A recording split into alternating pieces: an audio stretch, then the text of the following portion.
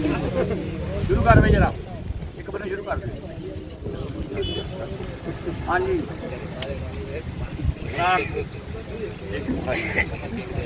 आ जाओ जल्दी आओ पुत्र जल्दी आओ आ जाओ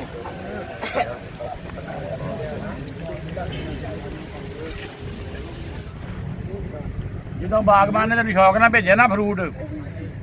ਉਹਦੇ ਖਲੂਸ ਨਾਲ ਉਹਦੇ ਦੁਆ ਕਰਨੀ ਹੈ ਕਿ ਅੱਲਾਹ ਤਾਲਾ ਰਿਜ਼ਕ ਭੇਜਦਾ ਉੱਤੋਂ ਮਾਲਕ ਭੇਜਦਾ ਬੰਦੇ ਦੇ ਦੇਣ 'ਚ ਬੰਦਾ ਭੇਜਦਾ ਤੁਹਾਨੂੰ ਖੁਰਾਕ ਇਸ ਵਾਸਤੇ ਲਿਆਦਾ ਕਿ ਹਾਂ ਦੇ ਬੰਦੇ ਨੂੰ ਸਾਰਿਆਂ ਨੂੰ ਇਹ ਉਦਾਂ ਹੀ ਜਿੱਦਾਂ ਬੰਦੇ ਨੇ ਭੇਜੇ ਉਦਾਂ ਦਿਓ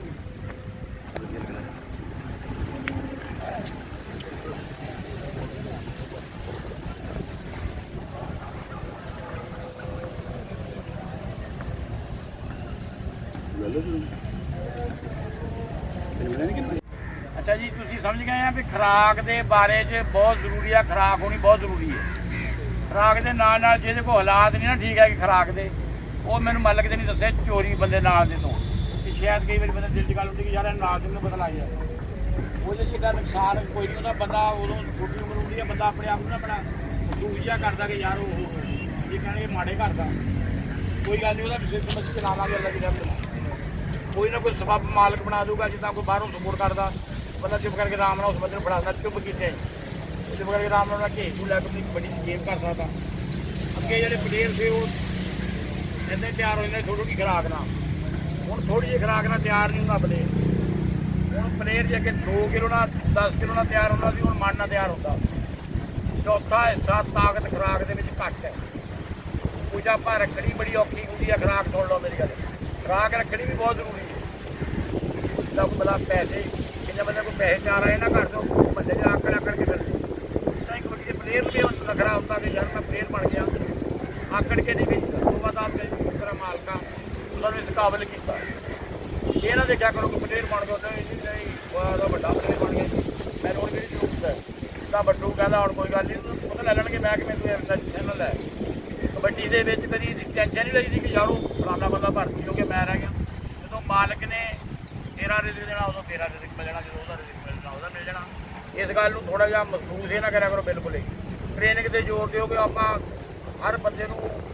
परा करना जो बंदा कबड्डी खेलनी शुरू करना वह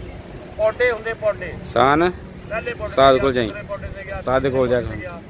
वो पौडियां दे नाल चढ़े ना तो खानी भी होंगी फायदा भी भाई हाथी दे कोल बह जाओ परले पासे एक बंदा परले पासे पिछले पासे कहता कि मैं सरदार बना ऐसा सरदार नहीं बनना भाई मेहनत करनी पैनी है सरदार नहीं बनना जो बंदा मिट्टी फकदा पाले खरदा खिजता करता ट्रेनिंगा करता खुराक खाता अल्लाह ताला मेहनत का सिला दिता इस वास्ते मेहनत का सिला मालक हर बंदे दिता तुम मेहनत करो शौक ना करो लगन ना करो अल्लाह ताला तुम्हें रंग ला देगा पर लाएगा उन्होंने तो तकनीकी कई बंदे ऐसे उस्ताद का नाम था यार उस्ताद अपनी जगह से तुम अपनी जगह से ये तुम उस्ताद का नाम ता करोगे अल्लाह ताला तुहाडा भी ता कर फिर उस उस्ताद छड्डण दे चक्कर हो गए तुम अपने को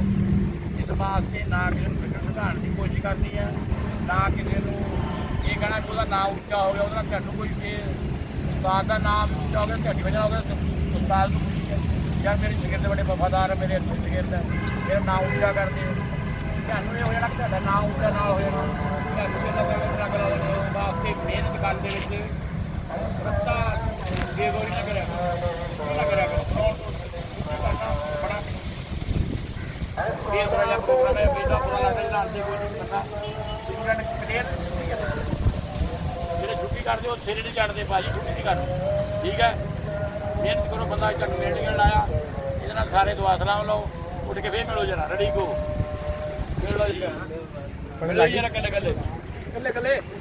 कले मिल गया तो निकली आओ कोई भी कहूगा मैं अपनी क्लब च गया जी क्लब है अपनी भाई ਇਹਦੀ ਆਪਣੀ क्लब है जी ये आज का नहीं है अपने को बड़े चिर का पुराना साडा